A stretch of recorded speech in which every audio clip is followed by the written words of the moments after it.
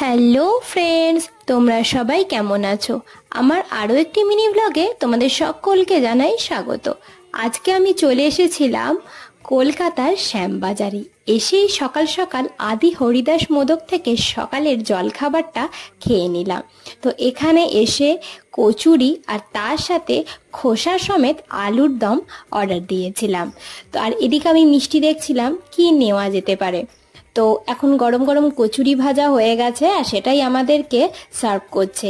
আর এখানে একটা জিনিস দেখে ভালো লাগলো যে কলা পাতার মধ্যে দিচ্ছে, যেটা এখন প্রায় উঠে গেছে বললেই চলে। তো যাই হোক, আগেকার ঐতিহ্য বজায় রেখেছে। আর এই যে খোসা সমেত আলুর দম চলে এসেছে, আর অল্প সামান্য পরিমাণে ছোলার ডালও ছিল। ভিডিও তোমাদের কেমন লাগছে অবশ্যই কিন্তু কমেন্ট করে জানিও। ভালো লাগলে লাইক করো আর চ্যানেলটিকে সাবস্ক্রাইব করে পাশে থেকো। এই কচুরি আর আলুর দমটা ভীষণ টেস্টি ছিল।